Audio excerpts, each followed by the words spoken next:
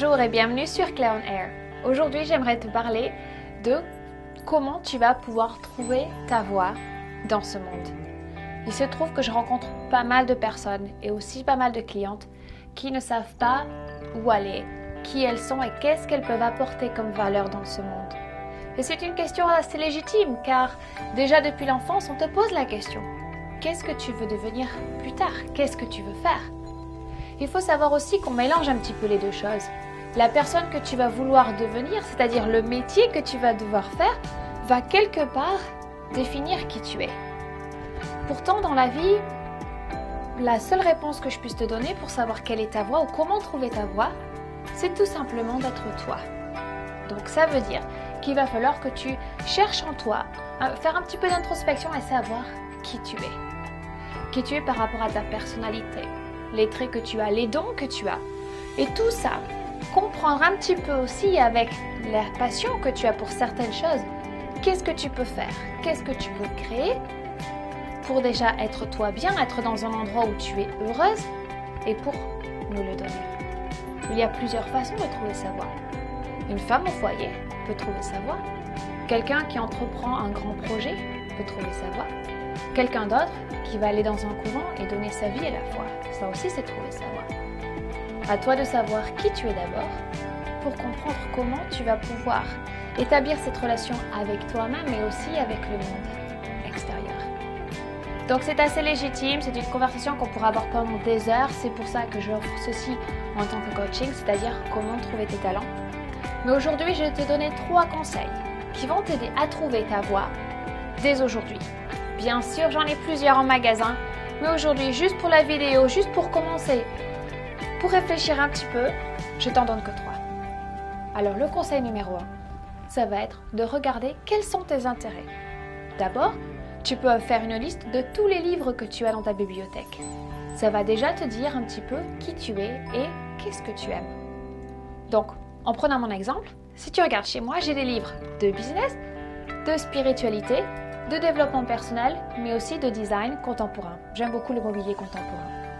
Donc tout ça, ça va te dire un petit peu qui je suis, vers quoi j'aspire, qu'est-ce que j'aime.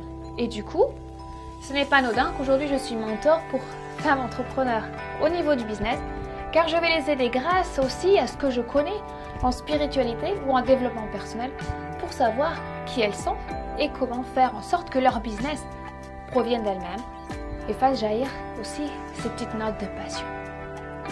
Le deuxième conseil que je puisse te donner, c'est de demander à tes amis comment ils te perçoivent.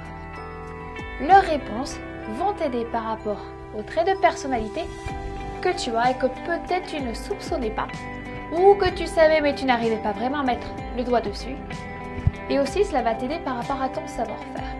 On peut penser souvent qu'il y a quelque chose de tellement facile, c'est tellement inné chez nous, alors que quelqu'un en face ne sait pas le faire, ne sait pas comment penser telle ou telle chose, mais pour toi c'est tellement inné, tu as l'impression que c'est pas un don, c'est pas quelque chose d'exceptionnel.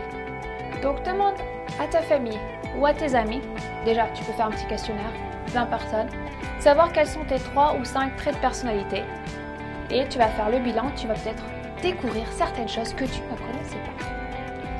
Mon troisième conseil serait de savoir un petit peu quels sont tes héros. Qui c'est que tu regardes? Qui c'est que tu aimes bien? Par exemple, j'aime bien Oprah.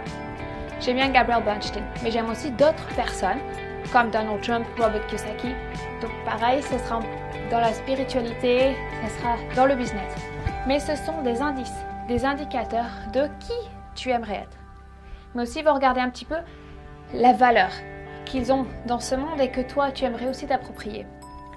Ils vont aussi être un indicateur par rapport à la vie que tu aimerais vivre. Donc, voilà mes 3 conseils pour savoir aujourd'hui un petit peu plus et un petit peu mieux qui tu es et faire tout ce travail d'introspection, car n'oublie pas que toutes les réponses sont en toi.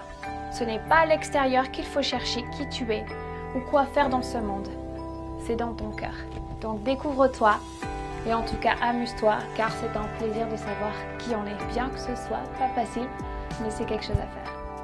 Rejoins-nous sous cette vidéo pour me laisser tes commentaires, car j'aimerais bien savoir si toi aussi tu es en train de chercher ta voie et j'aimerais pouvoir t'aider. Ensuite, si tu as aimé cette vidéo, like it, mais surtout partage-la avec ta famille tes amis et tes collègues, car tu sais très bien, aussi bien que moi, que beaucoup de personnes sont aujourd'hui dans cette situation où ils ne savent pas qui ils sont, où aller, ou peut-être qu'ils sont en reconversion.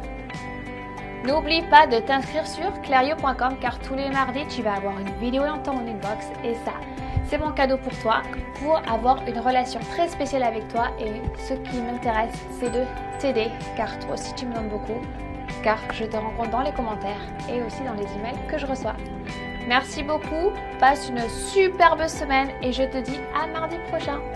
Au revoir.